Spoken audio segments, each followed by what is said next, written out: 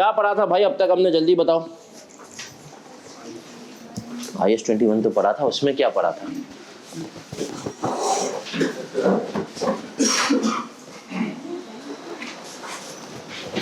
अच्छा सर, अब तक हमने IAS 21 में क्विकली रिवाइज करा तो हमने पढ़ लिया था IAS 21 में ऑब्जेक्टिव क्यों आया भाई? हर तरह की फॉरेन करेंसी ट्रांजैक्शंस की ट्रीटमेंट समझाने के लिए। फिर हमने पढ़ा था सर उसके स्कोप के अंदर हमने क्या पढ़ा सर?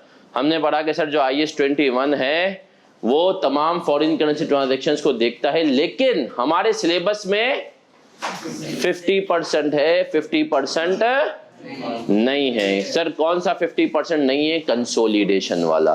फिर आगे बढ़े थे, हमने कहा था सर करेंसीज कितनी तरह की होती हैं? पहली फंक्शनल करेंसी, सर जिसके अंदर ऑपरेटिंग एक्टिविटीज होती हैं। फंक्शनल करेंसी के कितने हमने कहा कि इंडिकेटर्स होते हैं? दो, प्राइमरी और प्राइमरी सेल परचेज किस में होती है, सेलिंग प्राइस किस में डिटरमाइन होती है। सेकेंडरी हमने कहा कि सर हम जो है लोन किस में ले रहे होते हैं और सेविंग्स किस में रखते हैं। फिर हमने कहा दूसरी होती है हमारे पास प्रेजेंटेशन करेंसी। प्रेजेंटेशन करेंसी क्या होती है? हमने कहा currency of financial statements. Presentation किस में अकाउंट्स हम बना रहे होते हैं। तीसरी करेंसी सर फॉरेन करेंसी क्या होती है? Other than functional. फिर आगे बढ़े, हमने कहा कि सर हमने स्टैंडर्ड को दो हिस्सों में तोड़ लिया, मॉनेटरी और मॉनेटरी आइटम्स। कौन कौन से?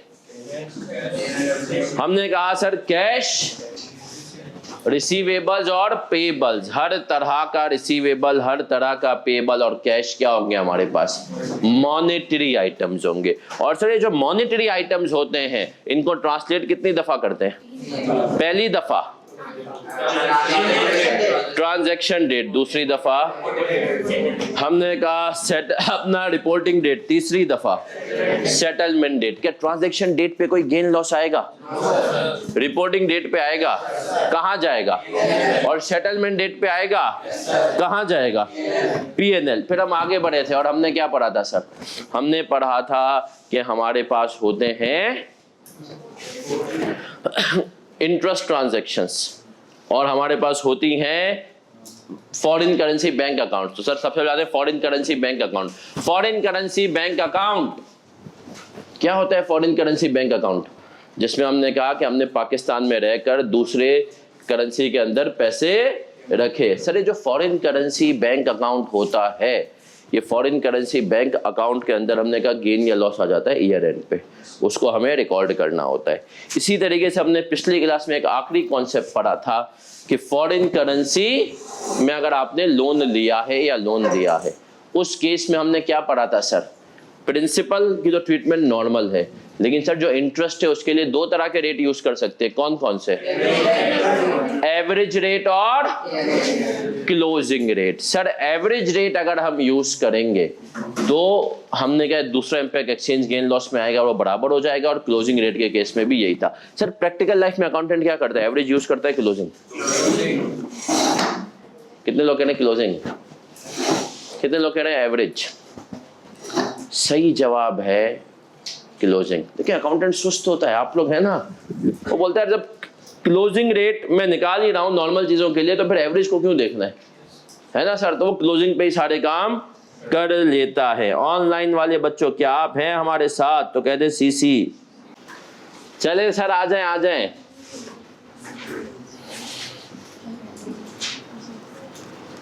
और आज सर हम कहानी शुरू करेंगे नॉन मॉनिटरी से, फिर इसके बाद एक साथ करेंगे प्रैक्टिस। तो तैयार है? लेक्चर कौन सा है आज हमारा? 5। चलें सर नॉन मॉनिटरी के ऊपर बात करते हैं। सब बच्चे बड़े गौर से सुनेंगे। यहाँ मेरा बच्चा, नॉन मॉनिटरी आइटम्स, ये कॉन्सेप्चुअली आप समझे, हम आखिरी हिस्से पे आ चुके हैं, फिर इसकी बस प्रैक्टिस है और ये स्टैंडर्ड खत्म है। सर नॉन मॉनेटरी आइटम्स के बारे में जरा थोड़ी सी बात करेंगे, सब बच्चों ने सुनना है। क्या होते हैं सर ये non monetary items? Other than cash. लेकिन सुनिएगा, ये वो होते हैं जिनका बेनिफिट कैश के अलावा भी पॉसिबल हो। जैसे सर ये लैपटॉप है, देखिए हर आइटम को आप कैश का बेनिफिट तो ले ही सकते हैं। आपके पास जितने भी आपके एसेट्स हैं उनको आप चाहें आप बेच दें, कैश में तो बेनिफिट मिलेगा ही मिलेगा, लेकिन सर इनका बेनिफिट कैश के अलावा भी मिलता है। जैसे सर लैपटॉप को यूज कर सकते हो, इन्वेंट्री को यूज कर सकते हो, फर्नीचर को भी यूज कर सकते हो। अब सर आ जाए नॉन मॉनेटरी आइटम्स के बारे में। उसने कहा, स्टैंडर्ड ने हमें समझाया कि भाई जो नॉन मॉनेटरी आइटम्स की ट्रीटमेंट होती है वो दो तरीके की होती है, मेजर्ड एट कॉस्ट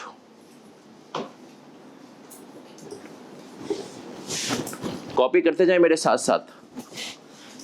ये बताएं वो कहाँ है वो अजीम हस्तियां जिनके पास हैंड आउट नहीं है, कौन कौन है वो अजीम हस्तियां जिनके पास हैंड आउट नहीं है? ओके चले सर आता है मेजर्ड एट कॉस्ट,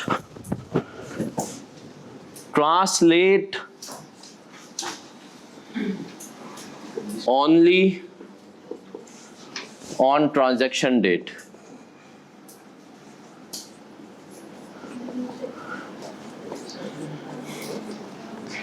और सर दूसरे होते हैं measured at fair value,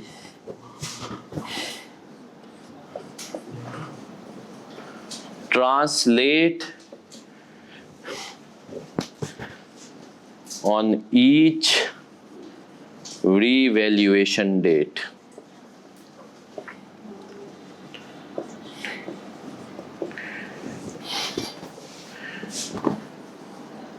with gain loss recognized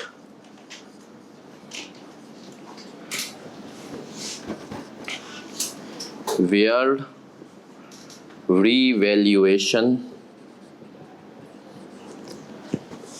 surplus is recorded।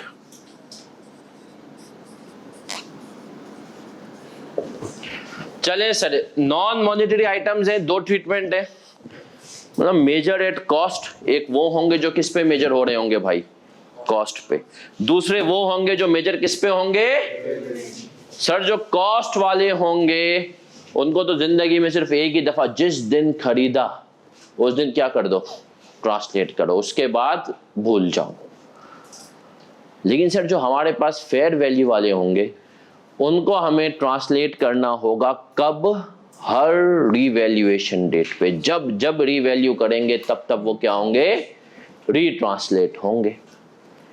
अब सर मुझे बताएं अकाउंटिंग में दो तरह के एसेट्स हैं, एक का रीवैल्यूएशन गेन जाता है ओसीआई में और दूसरे का रीवैल्यूएशन गेन जाता है पीएनएल में। कौन कौन से? पीपी। पीपी का रीवैल्यूएशन गेन कहाँ जाता है? ओसीआई में, सही है, सरप्लस में, इक्विटी में, और इन्वेस्टमेंट प्रॉपर्टी का पीएनएल में। मानते हो इस बात को? इसमें शरारत डालूं? शरारत, एक शरारत तो बनती है जो कि आईके अपने अब तक टेस्ट नहीं किए लेकिन करेगा, अब तो करेगा सर। वो है इन्वेंट्री को क्या करोगे?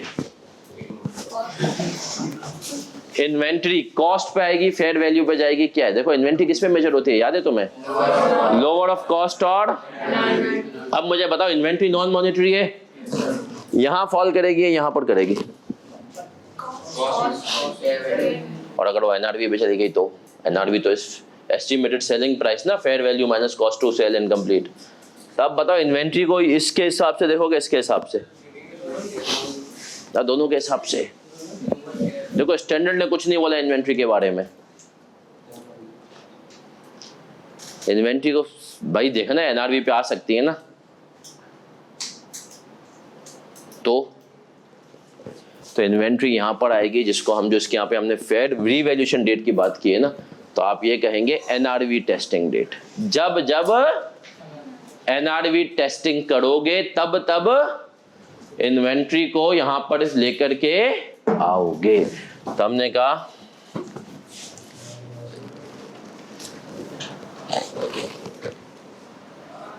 इंक्लूडिंग इन्वेंट्री लिख लो बेटा, ये अब तक आईकेप ने टेस्ट नहीं किया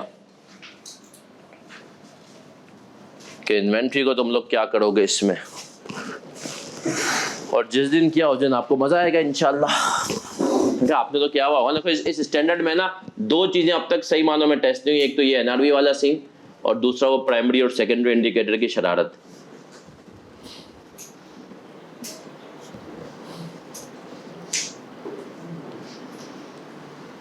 चलें सर, अब सवालात की तरफ बढ़ेंगे। जिनके पास हैंड आउट है गुड, जिनके पास नहीं है मोबाइल में होगा, मोबाइल में भी नहीं है तो पड़ोसी के पास होगा, और पड़ोसी के पास भी नहीं तो पड़ोसी बदला जा सकता है।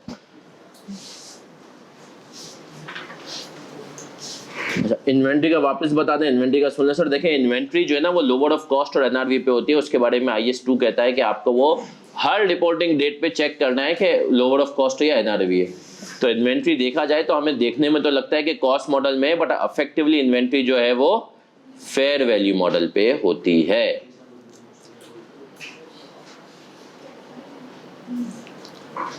आ जाएं सर, आ जाएं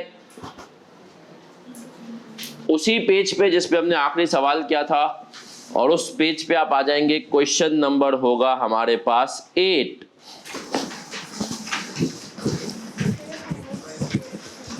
हैंड आउट ग्रुप पे शेयर कर दो। हैंड आउट नहीं है आप लोगों के पास क्या? ग्रुप पे भी नहीं है? ग्रुप पे तो था सर। ओहो, अभी कर देते हैं। निम्रा को कह देते हैं एक दफा। जब तक पड़ोसी की आप लोग निम्रा शेयर करते, जब तक आप लोग जो है ना पड़ोसी का वो कर लें, फोटो ले लें पड़ोसी के। उससे क्या देख रहे हैं सोहेब? आ जाएं sir. Question number 8, non monetary items measured at fair value. A Pakistani company with the rupee as its functional currency, rupee क्या है? Has a financial year ending on 31 दिसंबर। अस्सलाम वालेकुम निम्रा, IS 21 का जो हैंड आउट है ना ग्रुप पे बेटा वापस शेयर कर दे, रीशेयर कर दे, ठीक है? अच्छा ठीक है, सही है। With the rupee as its functional currency as a financial year ending on 31 दिसंबर। सबसे पहला सवाल अपने आप से पूछना है, क्या हमारी करेंसी स्ट्रॉन्ग या? अब जब आपने रुपी पढ़ ले तो आपने कहा दुनिया के 99% करेंसी वीक ही हैं, तो हमारी करेंसी में अमाउंट क्या होगा? It bought a building in Bahrain on 1 December 2006 for 1 lakh Bahraini दिनार।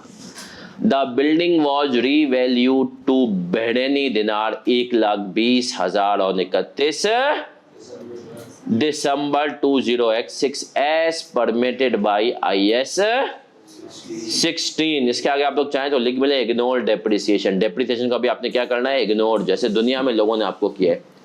एक्सचेंज रेट्स क्या है जल्दी बताएं। 270।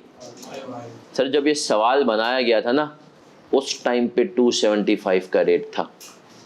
आज गैस करो कितने का होगा? 300। वाह, तुम्हारे लगता है तुम्हारे मुल्क की करेंसी इतनी वो ही है? 752 रुपए का। कितने का है सर? 752 का इस वक्त एक बहरैनी दिनार है। सही है। आ जाए, मेरे एक दोस्त की जॉब हुई थी बहरैन में, और जिस टाइम पे भी रेट तकरीबन चला था कोई 350-350।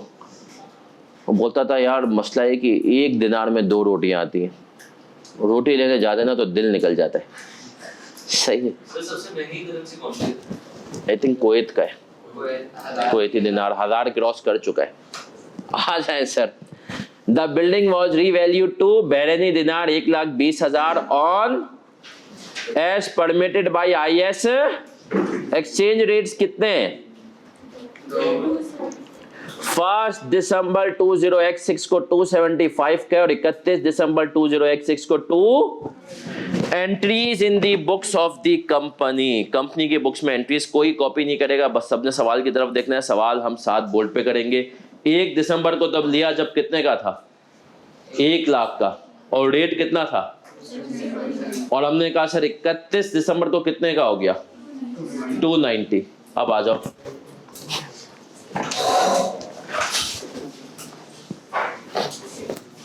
अब सर इस पॉइंट को जरा सब बच्चे समझेंगे, यहाँ सबकी तवज्जो इधर। इसने कहा translate on each revaluation with gain loss recognise where. इसने कहा एक्सचेंज गेन लॉस वहीं जाएगा जहां पर रीवैल्यूएशन सरप्लस जाएगा। मतलब चाहो तो लिख भी लो कि अगर IAS 16 का आइटम है तो जाएगा ये OCI में, एक्सचेंज गेन लॉस। और अगर इन्वेस्टमेंट प्रॉपर्टी है, क्या है IAS, तो इसका कहां जाएगा, PNL में।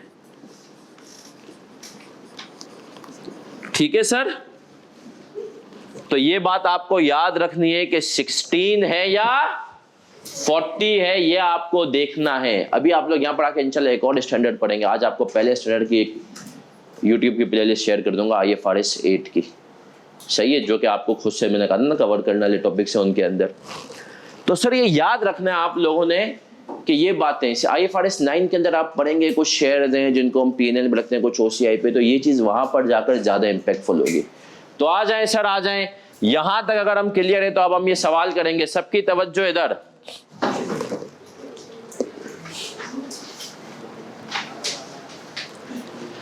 सर 1 दिसंबर को 1 लाख बैरनी दिनार की खरीदी और हमारी करेंसी में 275 के हिसाब से क्या एंट्री बनाऊंगा 1 दिसंबर को? जल्दी बताओ नौजवानों, जल्दी बताओ। PP डेबिट, सूदी दारा कितने से? सर अब एक बात याद रखना, अब मैं जब नॉन मॉनेटरी आइटम पे हूं ना, तो इनकी प्रैक्टिस के दौरान सिंपल वाले सवालों में मैं यहाँ पर बैंक को ही क्रेडिट करूंगा, मैं पेबल वेबल की शरारतों में नहीं जाऊंगा। फिर कुछ सवाल हम करेंगे जिसमें हम दोनों की तरफ जाएंगे। 1 लाख मल्टीप्लाई बाई कितना हुआ भाई? 27.5 मिलियन। ये वही चल रहा है फॉरेन करेंसी जी, क्या हम यहां तक क्लियर हैं? अब आते हैं सर आगे, सबकी तवज्जो इधर। 31 दिसंबर को आया, अब कौन सा दिन आ गया? रीवैल्यूएशन का दिन आया। कौन सा दिन आया सर? रीवैल्यूएशन का दिन आया। और अगर मैं रीवैल्यूएशन की वर्किंग यहां पर कर लूं, सब बच्चे देखेंगे। फेयर वैल्यू ऑन 31 दिसंबर कितनी है? अगर हम उस दिन सर वैल्यू कितनी हो गई थी? 1.20 कॉपी नहीं करना है, मल्टीप्लाई बाय 290 कितना हुआ? 34.8 होगा। 34 पॉइंट ऐसा। और हमने कहा कैरिंग अमाउंट इन बुक्स कितनी थी?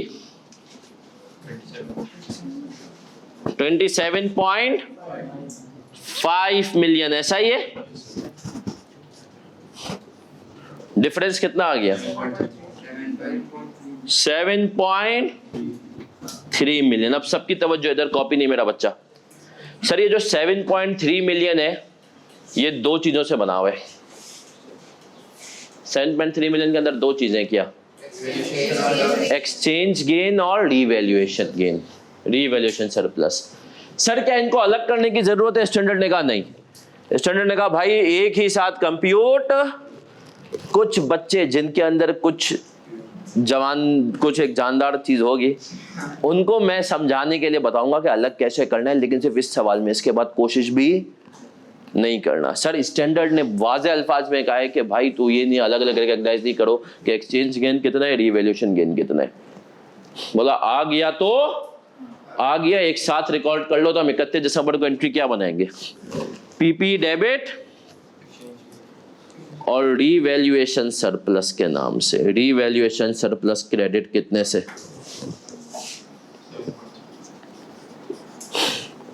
7 चलें सर ये कॉपी करें, इसके बाद हम अलग अलग करेंगे कि इसमें एक्सचेंज गेन का एलिमेंट कितना है। सर कोई निकालना चाहेगा खुद से कि 7.3 में से एक्सचेंज गेन कितना है और रीवैल्यूएशन कितना है? निकालें, हिम्मत चाहिए। जिन बच्चों ने कॉस्टिंग पढ़ा हुआ है ना, उनको तो कम से कम खुद से निकालना चाहिए। कॉस्टिंग के अंदर जो तुम वेरिएंस वाला चैप्टर पढ़ते हो ना बेटा, जो पढ़ चुके हैं, वेरिएंस वाला चैप्टर तो है कि वेरिएंस किस वजह से आया है भाई। 5.8 रिवैल्यूएशन गेन बकाया। ओके, बहुत तेज हो गए हो। चले सर 7.3 का ब्रेकअप निकाले ना। सर लॉजिक 5.4 आ रहा है, 5.8 आ रहा है, And 1.5 exchange gain. तो एक आगे तो दूसरा तो आ ही जाएगा सर। आए सर आए सर, इसको निकालने का देखे तरीका क्या है। जिस चीज का आपको गेन चाहिए उसको वेरिएबल रखें और अपोजिट चीज को आप जो है उसकी तरफ ले जाएं। अब आपने देखना है कि यार फिक्स कर दें एक्सचेंज गेन कितना है। ये कॉस्टिंग में वैसे तो वेरिएंस में सर तला इंशाल्लाह आपको बड़ी डिटेल में समझा देंगे। तो हम बेसिकली जो यहाँ पे देखें सर 7.3 का मुझे ब्रेकअप है। मैंने कहा सर इसके दो रीजन है, एक है एक्सचेंज गेन, थोड़ा सर तला से कब पड़ा है, एक्सचेंज गेन और रीवैल्यूएशन गेन। इधर आ जाएं सर सब बच्चे। सर देखिए एक्सचेंज गेन निकालना है मुझे तो इसको वेरिएबल रखूंगा और अपोजिट फिगर को मैं क्या कर दूंगा, फिक्स कर दूंगा। अब एक्सचेंज गेन मैंने कहा सर अपोजिट फिगर को जो मुझे फिक्स करना है, तो देखें साल के शुरू में जो मेरे पास प्रॉपर्टी की वैल्यू थी वो कितने की थी, 1 लाख की थी। कितने की थी, 1 लाख। इसको मैं कर दूंगा फिक्स। मैं बोलूंगा यार 1 लाख की प्रॉपर्टी 275 के हिसाब से कितनी बनी और 290 के हिसाब से कितनी बनी। तो मैंने कहा सर एक्सचेंज गेन कैसे निकाला मैंने कहा 1 लाख ये फिक्स हो गया, तो 1 लाख के ऊपर कितना एक्सचेंज गेन आया, मल्टीप्लाई बाई 290 माइनस 275। सही है सर। तो हमने कहा कितना आ गया 1.5 मिलियन। जिस चीज का डिफरेंस निकालना है वो वेरिएबल होगी और अपोजिट चीज क्या हो जाएगी, फिक्स हो जाएगी।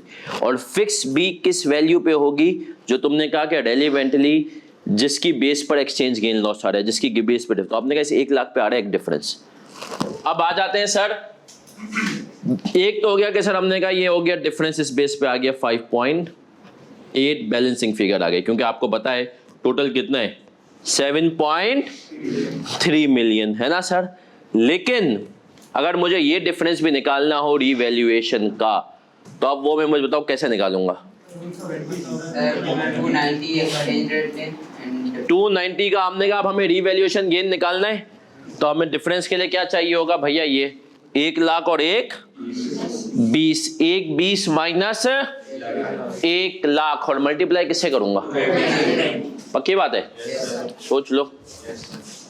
आए सर, हमने कहा अब डिफरेंस निकालना है इसका, तो 1.20 minus multiply by exchange rate कितना लूंगा, अब इसको फिक्स रखना है। देखो कितना आया 5.8 मिलियन। तो सर याद रखिएगा, वैसे तो खैर ये इंशाल्लाह आप लोग सब कॉस्ट अकाउंटिंग में इसके चीते हो जाएंगे कि वेरिएंस निकालने के लिए जिस चीज का वेरिएंस निकालना है उसको वेरिएबल रखना है और अपोजिट चीज को क्या कर देना है, फिक्स कर देना है। लेकिन ये सिर्फ समझाने के लिए कुछ बच्चों को ये टेंशन होगी कि सर क्या हुआ, कैसे हुआ। सर पेपर में कोई जरूरत, पेपर में डायरेक्ट ही आया, अकाउंटिंग का पेपर है, कॉस्टिंग का पेपर नहीं है, इसके ऊपर एंट्री बना दी। कॉपी करना है कॉपी करें, फिर अगला सवाल करेंगे। डन। कितने का गेन लॉस आया, 10.1 मिलियन टोटल। चलिए सर, किसी ने अलग करने की कोशिश तो नहीं की, करना भी नहीं। चलिए सर, काफी था ना एक में हमने। अब चलिए सर, पहली एंट्री तो सेम रहेगी 1 दिसंबर की, 1 लाख की। 1 lakh Bahraini dinar, the land was revalue to Bahraini dinar 60,000 on 31 दिसंबर। और हमने कहा 1 दिसंबर को 275 था और 31 दिसंबर को कितना हो गया था 290। तो आ जाए सर, पहली एंट्री तो सेम रही। यहां पर हमने क्या कर दिया 60 इंटू 290, बताओ कितना हो गया, कितना हो गया ये 17 तो लॉस कितना आ गया 10.1।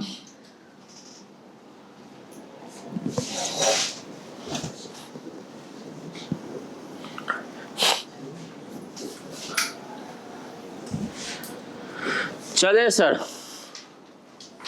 रीवैल्यूएशन लॉस, सर मुझे बताएं रीवैल्यूएशन लॉस कहाँ जाता है, ओसीआई में पीएनएल में? अगर पहले साल ही लॉस आ जाए तो पीएनएल में जाता है सर।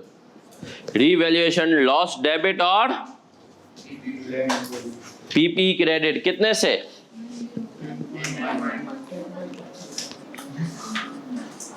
क्लियर है सर यहां तक?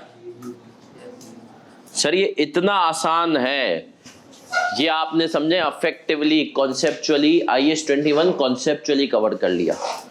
बस इसमें से वो एक शरारत डालना जरूरी है कि इसके अंदर हम डाल देंगे डेप्रिशिएबल एसेट, वही IAS 16 का सवाल बन जाएगा। सरप्लस आया, फिर उसके ऊपर आपने सरप्लस से रिटेन अर्निंग करनी है, डर ही नहीं। IAS 16 की तरह का नहीं होगा, मतलब सिर्फ एक आध एंट्री होगी। आ जाए सर यहां तक क्लियर है? अब सर देखिए मेरी हमेशा कोशिश ये होती है कि आपको अब डिफरेंट तरह के हमने कॉन्सेप्ट पढ़ लिए ना। देखिए सबसे पहले हमने नॉर्मल पढ़ लिया, पेएबल रिसीवेबल का गेन लॉस कैसे रिकॉग्नाइज करना है, फिर हमने पढ़ा फॉरेन करेंसी बैंक अकाउंट को कैसे करना है, फिर हमने पढ़ा कि लोन की ट्रीटमेंट कैसे होगी, फिर हमने ये देख लिया नॉन मॉनेटरी के अंदर रीवैल्यूएशन। अब सर आप लोगों को मैं सवालात देते जाऊंगा और उन सवालात की बेस पर आप लोगों को क्या करना है, उन सवालात की बेस पर आइडेंटिफाई करना है कि कौन सा पार्ट है। ठीक है, तो आ जाए सब बच्चे देख लेंगे इधर और खुद से करना है। अब फिर पहला आप लोग खुद से करेंगे, फिर हम करेंगे सर पेज नंबर 11 पे आ जाएंगे। पास्ट पेपर का पहला सवाल आप लोग कर रहे हैं, सवाल का नाम है कॉपर। रिक्वायरमेंट में कह रहा है prepare journal entries in CL's book to record the above transaction for the year ended 30 जून 2019। कितने मार्क्स का सवाल है? 8 नंबर का सवाल है। अब आप लोगों के सामने रेट्स भी गिवन हैं, डिफरेंट चीजें भी हैं। सर 5 मिनट में, छक्का मारने वाली बॉल थी पेपर में, 5 मिनट में सवाल सबने खुद करना है और पासिंग मार्क्स अप्रोच का आइडिया लगाते हुए देखना है पहले कौन सा करूं, पहला पार्ट करूं दूसरा करूं, इजी कौन सा है, इजी थिंग्स फर्स्ट। पहली ट्रांजैक्शन कर ली? गलत की, पहले पहली करनी थी। अब समझा, पहले ये पहली इजी थी, हमेशा थोड़ी कि दूसरी आसान होगी। आ जाए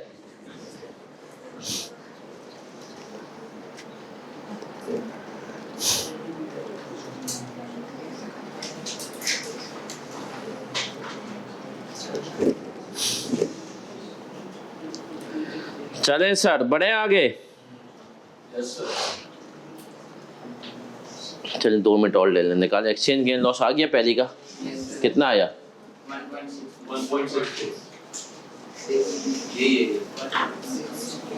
1.6 पूरा सेटलमेंट डेट पे। कुछ और आ रहा है? चलिए सर, आईकेएफ ने एक शरारत की थी पहले पॉइंट में। उसने कहा on 1 October 2018 CL imported a machine from China for $2.5 lakh. Machine import 1 अक्टूबर को की है। Again 60% advance payment which was made on 1 जुलाई। तो सर 1 जुलाई को आपने पेमेंट की है एडवांस, और आपके पास मशीन कब आई है? 1 अक्टूबर को। 1 जुलाई को एडवांस की एंट्री बनाएंगे, 1 अक्टूबर को आप मशीन को रिकॉर्ड करेंगे और फिर सेटलमेंट डेट पे आप पेमेंट करेंगे, है ना सर? तो सर सबसे पहले आए, और इसमें सर पहला वाला केस मेरे हिसाब से ज्यादा आसान था। सही है, मतलब उस पर कोई रिपोर्टिंग डेट तक की कहानी थी नहीं, बट थी तो खैर उसमें भी 3 एंट्रीज ही। आ जाए सर, 1 जुलाई को एडवांस की एंट्री कितने की होगी? 250 का 60% कितना हो गया? $150, है ना सर? और रेट क्या था? 121। तो 1 जुलाई, ईयर कौन सा है? 18। PP debit, sorry advance debit पे और बैंक कितने से? जल्दी बताएं सर, कितना हो गया? 250 का मल्टीप्लाई बाय 18 पॉइंट ऐसा। Yes, sir. चले सर आगे बढ़ते हैं। 1 अक्टूबर को मशीन पहुंच गई आपके पास, क्या एंट्री बनाएंगे 1 अक्टूबर को?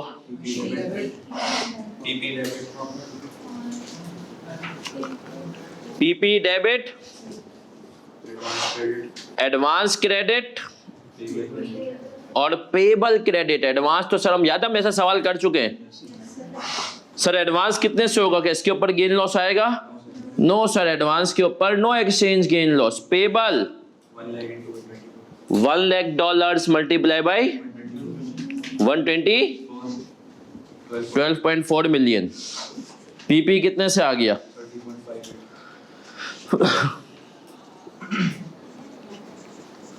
सर पेमेंट कब कर रहा हूं बाकी मैं? 1 अप्रैल।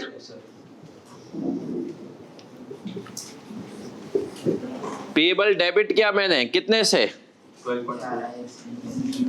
12.4। सूदी इदारे से कितने पैसे गए?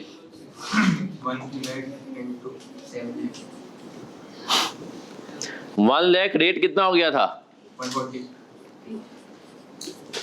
14 मिलियन। तो एक्सचेंज गेन आया लॉस आया? Sir, वो 550 550 है, 58 नहीं है? नहीं चला। एक्सचेंज कितना डिफरेंस? 1.6। ऐसा ही है, Yes, sir. पक्की बात है। बढ़ूं क्या आगे? यहाँ तक हम क्लियर है सर। अगली चीज क्या पढ़ेंगे हम सर? पार्ट 2। पार्ट 2 में क्या हो रहा है? ये आदमी कह रहा है on 1 January 2019 CL sold goods to Dubai based company. यहां तक पक्की बात है, सब क्लियर है सर, कोई इशू नहीं है। Dubai based company for 40,000 on credit. CL received 25% amount on एक, however remaining amount is still। इसमें कितना गेन लॉस आ रहा है भाई ये बताओ? पहला आ रहा है 1 अप्रैल को आ रहा है कितना? 1 अप्रैल को 30,000 आ रहा है 30 जून को और 30 जून को 780। Yes, sir. पक्की बात है Yes, sir. सर। पास पेपर का सवाल है मेरा बच्चा। सवाल बता रहा है कि आप लोग कितने पानी में हैं, या है ही नहीं, अभी उतरे ही नहीं है। 1 जनवरी को रिसीवेबल कितना भाई? 40,000। रिसीवेबल कितना होगा? 5.48। Receivable debit sales credit 40,000 dollar multiply by 137 कितना हुआ? 5.48 मिलियन।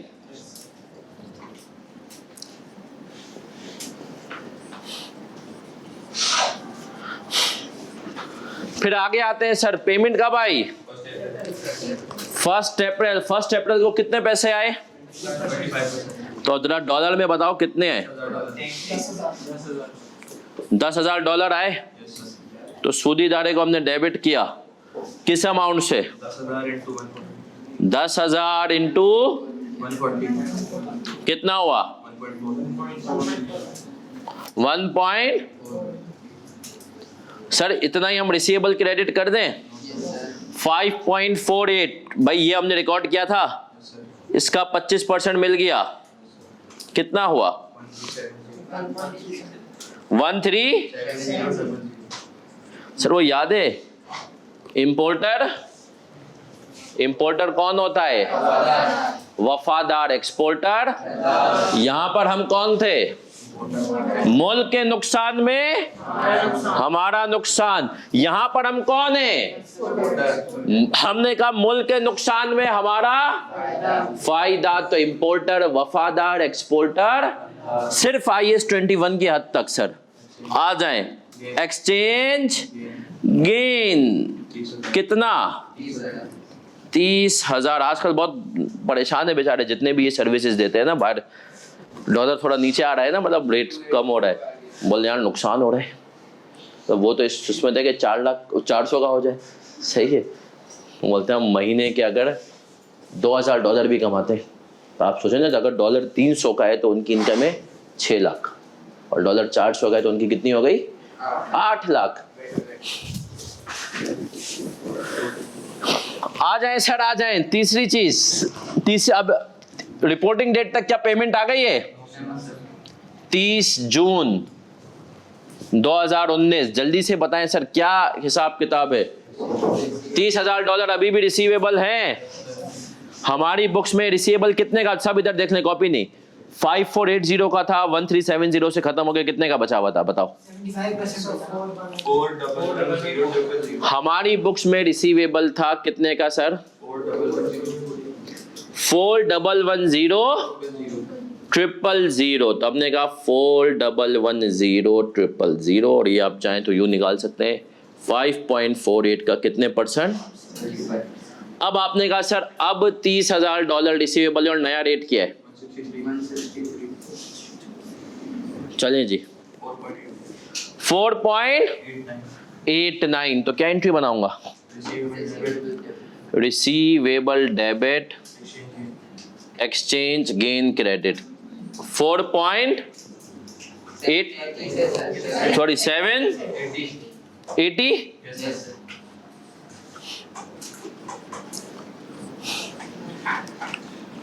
7,80,000 से हमने एक्सचेंज गेन रिकॉर्ड कर लिया। कितने नंबर का सवाल था सर ये? 8 नंबर। कितने लोगों को 8 में से 4 या उससे ज्यादा मिल जाएंगे? कितने लोगों को पूरे मिलेंगे?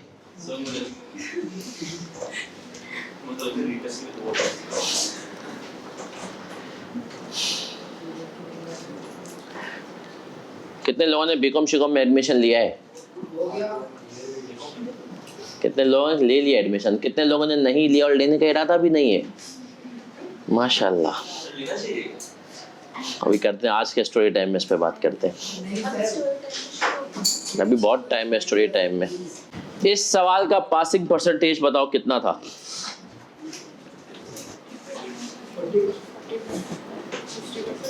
इजी सवाल था सर, ये कितने percent passing?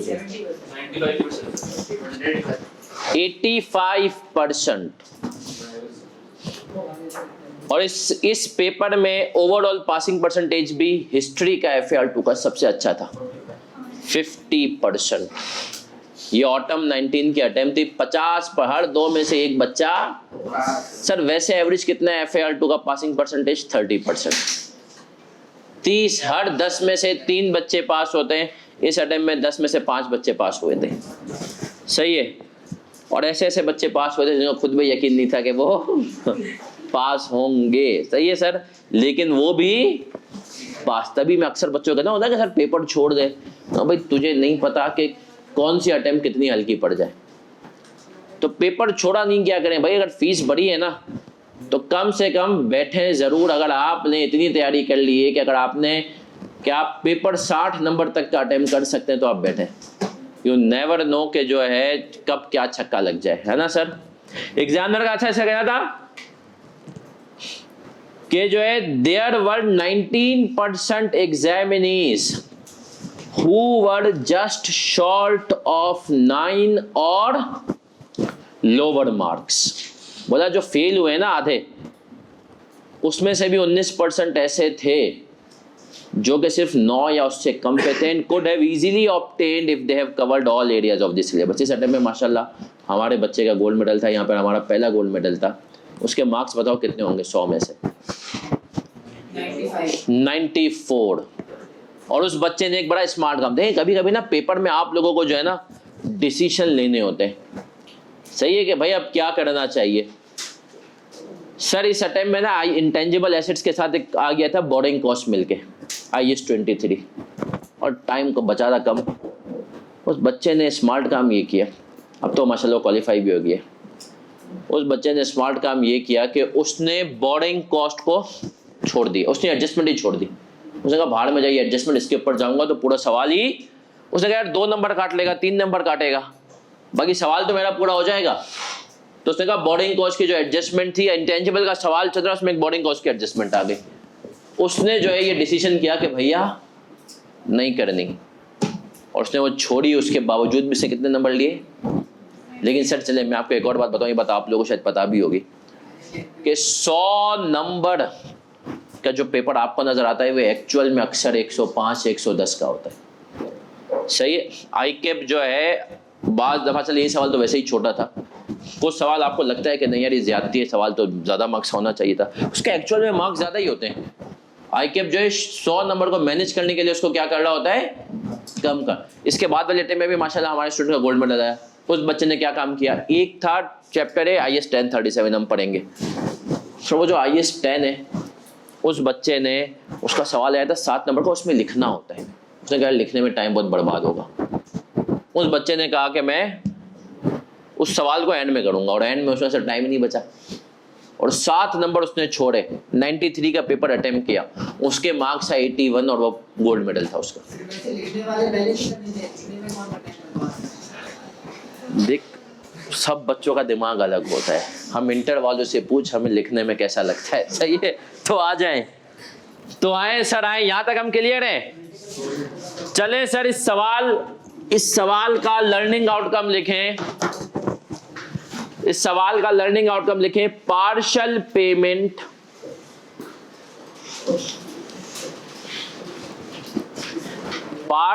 Payment during the year.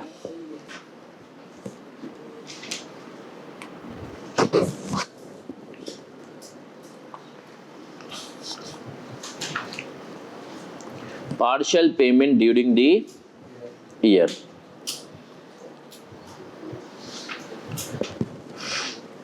Sir अब एक MCQ करेंगे, इसके बाद जो हम क्लास को ऑफ करेंगे, जल्दी से सब बच्चे आ जाएंगे। MCQ number 14 page number 16। जमीन लिमिटेड, MCQ नंबर 14, इसका आंसर बताएंगे।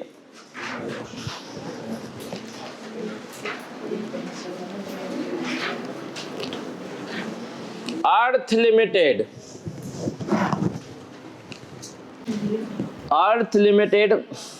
has overseas freehold land which it bought for on 1 March 2019. It uses revaluation model under IAS 16 for this property. The fair value of the zameen is 2 point on 31 December 2019 year end.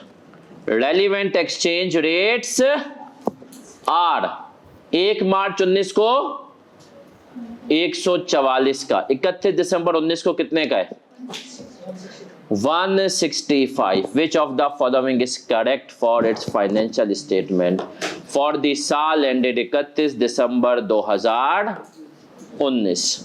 चलिए sir बताएं कौन सा correct है। सी, आए देखते हैं sir. 1 मार्च को 144 का रेट था और 2 मिलियन पे हमने रिकॉर्ड किया था, ऐसा ही है।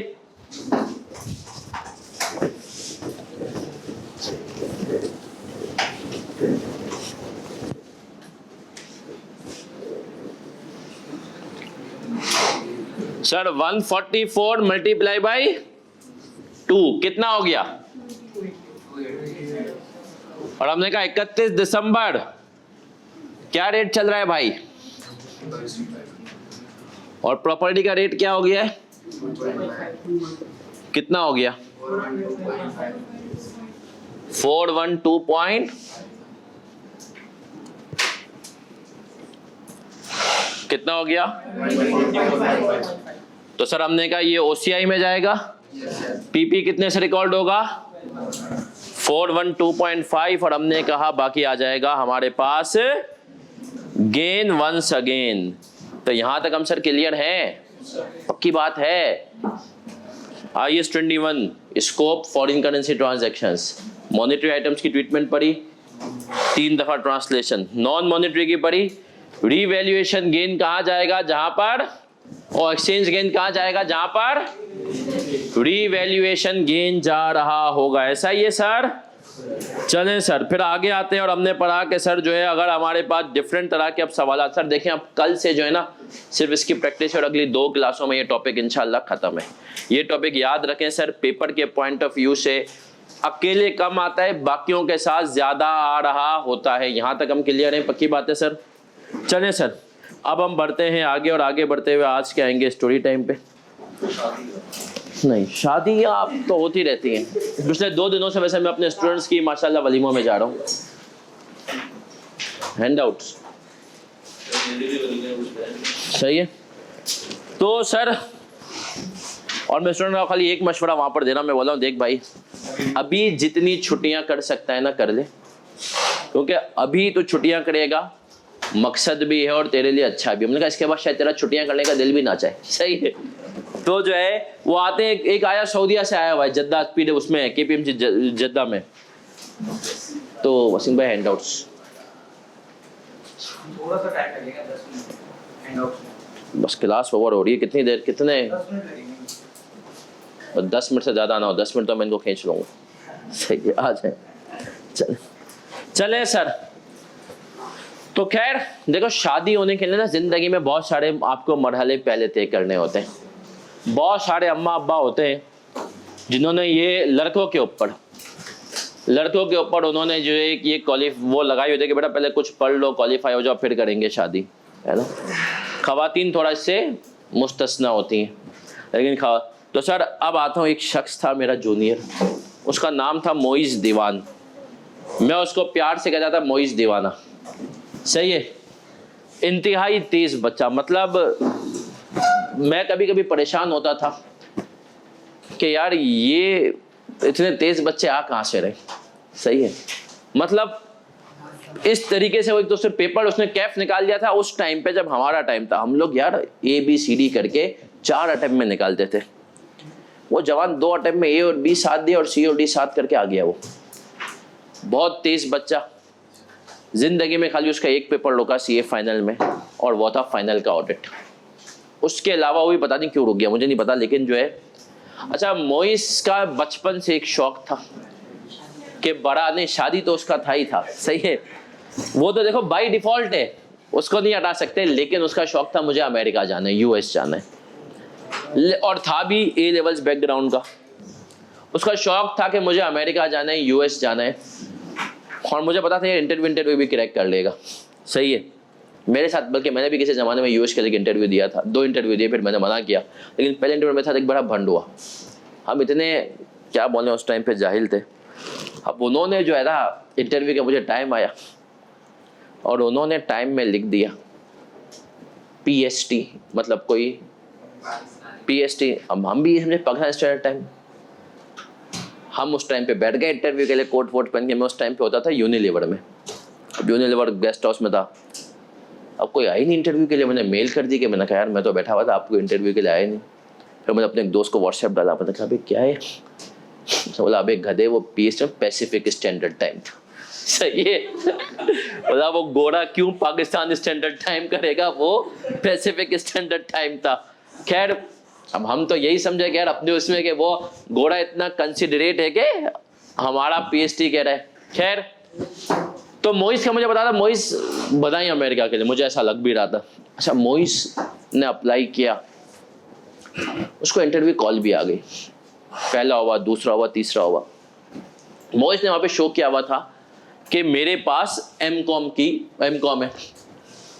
जब एंड तक बात पहुंची तो मोइस ने कहा कि भाई, जब उसको मतलब ऑफर आ गई, मोइस ने कहा कि यार मेरे पास M.Com की इक्विवेलेंसी, आपको पता है आप जब CA हो जाते हैं तो कराची यूनिवर्सिटी आपको M.Com की इक्विवेलेंसी दे देता है कि आप M.Com के बराबर हैं। एक सर्टिफिकेट मिलती है जिसमें लिखा होता है कि आप M.Com के बराबर हैं। CA को भी मिलती है, ACCA को भी। US वालों ने कहा सर सॉरी, इक्विवेलेंसी नहीं चाहिए, हमें वो बच्चा चाहिए जिसने ग्रेजुएशन या मास्टर्स के पेपर दिए हुए हों। तो सर मोइस A levels almost first attempt CA थे, उसका ऑडिट रोका। इस सब के बावजूद मोइस जो है वो जो है सिर्फ और सिर्फ B.Com ना होने की वजह से उसका वो US में नहीं हुआ। सर देखें, अभी अगर आपको B.Com कहाँ ज़रूरी है, US के लिए ज़रूरी है, कनाडा के लिए ज़रूरी है। सर यूके नहीं मांग रहा, पूरा यूरोप ने। सर बीकॉम क्यों जरूरी है? वो कहते हैं यार देखें सर्टिफिकेट, उनके दिमाग में है कि सर्टिफिकेट एक प्रोफेशनल स्टडी होती है और वो अभी तक अपने माइंड के हिसाब से चलते हैं। वो बोलते हैं कि यार देखो ग्रेजुएशन एक नॉर्मल है, वहां पर लोग जब जो वहां पे यूएस में चलता है सीपीए, तो बोला जो लोग सीपीए, रुक जा, जो लोग सीपीए करते हैं सही है, वो भी पहले ग्रेजुएट होते हैं उसके बाद सीपीए की तरफ जाते हैं। तो वो बोलते हैं अगर आपके पास ग्रेजुएशन नहीं है तो हमारे हिसाब से आपकी एजुकेशन मुकम्मल नहीं, चाहे आपने कुछ सीए कर लिया। अब हम लोग तो अल्लाह माफ करे बीकॉम का अहमियत ही नहीं देते, सही है, और बीकॉम को देनी भी नहीं चाहिए, मतलब अगर आप उसके पेपर के लिए तैयारी भी नहीं करनी चाहिए। लेकिन मोइस का इस वजह से नहीं हुआ और मोइस खैर फिर उसका दिमाग चेंज हो, उसने कहा अब उसकी भी हट गई। बच्चा तो शुरू से ही चौड़ा था, जो बंदा इतना तेज होता है ना सर, लड़का अगर तेज हो और लड़की अगर हसीन हो तो गुरूर तो आ ही जाता है, सही है। उसने कहा अब मैं जाऊंगा ही नहीं यूएस। तो उस आदमी ने फिर आज वो माशाल्लाह पीडब्ल्यूसी मिडल ईस्ट के अंदर सीनियर मैनेजर है, सही है, और उसने अब यूएस का ख्वाब दिल से निकाल दिया है।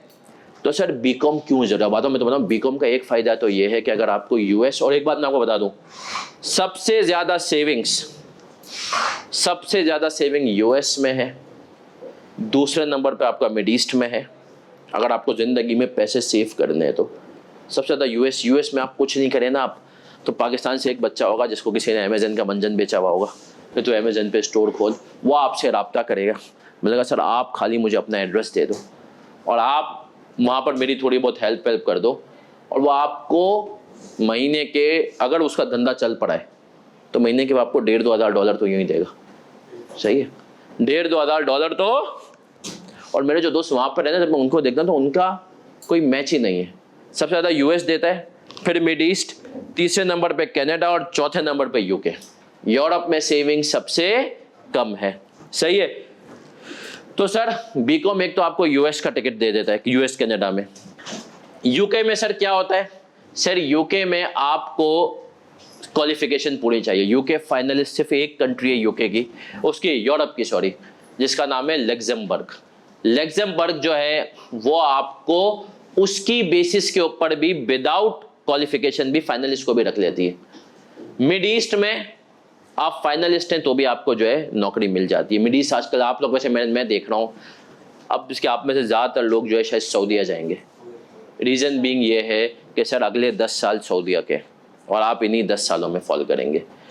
तो सर एक तो बीकॉम का फ़ायदा ये है कि ये आपको बाहर ले जाने के लिए आपका एक तरह से डिग्री ज़रूरी है यूएस के लिए। दूसरा फ़ायदा सर सुनिएगा, देखिए कुछ प्रैक्टिकल रियलिटीज़ होती हैं।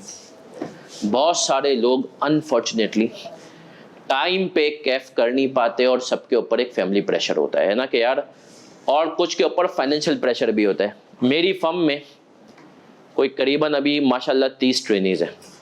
उन 30 में से 19 ट्रेनीज़ वो हैं जो बीकॉम की बेस पे रजिस्टर्ड है, 11 हैं जो किसकी बेस पे रजिस्टर्ड है? कैफ।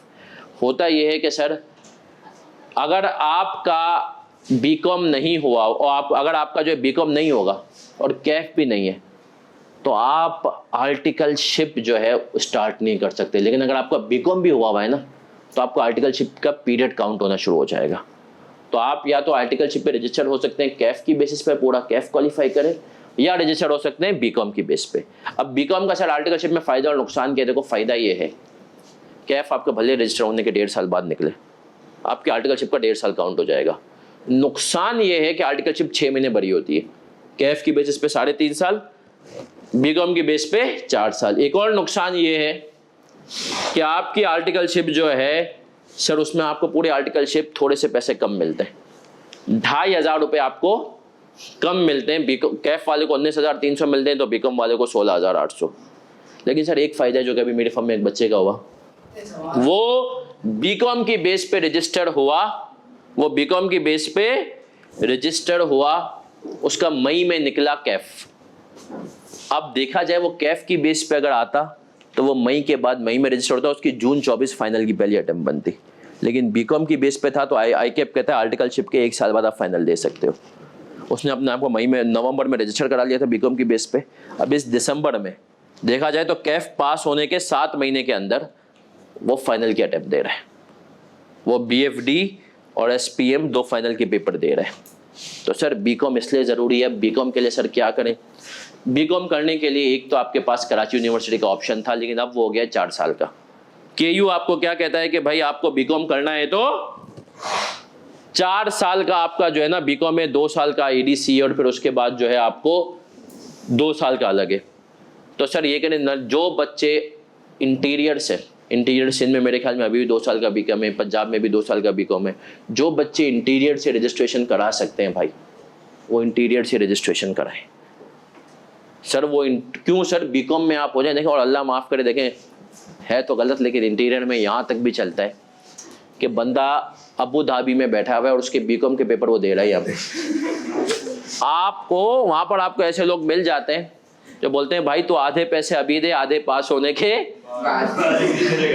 और हम जो तुझे तेरा पेपर भी देंगे। तो मेरे बहुत सारे दोस्तों ने मास्टर्स किया है वहाँ से, सही है।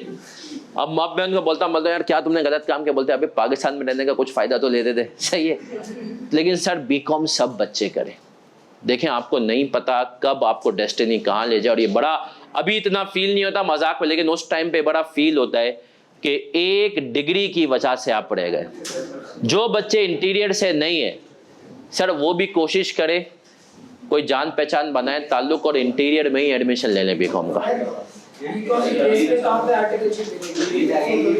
बिग 4 अब नहीं रखती, अच्छा बिग 4 बिग 6 अब नहीं रखती, लेकिन बिग 6 के अलावा बाकी फर्म्स अभी भी बीकॉम की बेस पे रजिस्टर। देखो हम फर्म्स का फायदा होता है बीकॉम में, क्यों? एक तो स्टाइपेंड कम होती है, दूसरा फायदा यह है कि बच्चा 6 महीने ज्यादा के लिए हो जाता है, 4 साल। तो बिग 4 नहीं रखती, बिग 6 नहीं रखती है। उनको लगता है कि यार जो बच्चा बीकॉम की बेस पे रजिस्टर्ड हो रहा है वो माठा है, वो बेकार बच्चा है, वो मतलब कैफ ही नहीं निकाल सका, सही है। लेकिन सर ये चीज़ें हैं, तो इसलिए अपने सब बच्चे कोशिश करें कि भाई बीकॉम में एडमिशन ज़रूर लें, बीकॉम में एडमिशन ज़रूर लें। बीकॉम को हल्का, अगर बंदा बिग 4 में बताए कि मैंने 6 पेपर भी दिए हैं, बीकॉम भी किया है, कुछ भी नहीं। बिग 4 में याद रखें, मैं आपको बताता हूँ, बिग 4 में PwC कहती है मेरिट, तू मेरा टेस्ट पास कर ले। PwC में गोल्ड मेडलिस्ट बच्चों को मैंने टेस्ट फेल होते हुए देखा है, सही है। और जो है नीचे क्लास नीचे यहाँ पे यहीं पे, अच्छा। और तो EY के अंदर सिंपल सी बात है, EY 12-15 बच्चे उठाती है और वो उसमें से छांटती है ए लेवल्स के अंदर से वो छांटती है KGS लाइसियम। इनके बच्चे हैं जो इसके अलावा होते हैं, फिर उनको देखती है KGS के कौन है, लाइसियम के कौन है। खैर मेरे ख्याल में KGS वाले बच्चे तो अब इधर आते ही नहीं है, सही है। फिर हम आगे आए सर KPMG भी देखें, अनफॉर्चुनेटली एक हार्श KPMG भी पहली प्रेफरेंस अभी जो KPMG ने स्टूडेंट्स को मेरे कॉल करना शुरू किया उन्हीं को बुला रही है। 37 से 40 FTS वाले बच्चे जिन्होंने अप्लाई किया है, और जो A लेवल्स के। एक अनफॉर्चुनेटली दिमाग बना हुआ है कि A लेवल्स वाले बच्चे अंग्रेजी में अच्छे होते हैं, तो इंटर वाले का नहीं इंटर वाले फर्ग्यूसन में जाते हैं। फर्ग्यूसन बोलती है बाइफर्केशन नहीं भाई, तू आ, और फर्ग्यूसन का टेस्ट होता है मेंटल मैथ्स का, मतलब तू यार मैथ्स का टेस्ट वैसे होते हैं, पास कर, और उसके बाद बस EY में तुम्हारी देखो जान पहचान होनी चाहिए, और EY में सोर्स चलती है। कराची की बात करूं, फिर कभी बात करेंगे इंडस्ट्री के ऊपर। अपना ख्याल रखिएगा, दुआ में हम मिलेंगे कल सेम टाइम। अल्लाह हाफिज।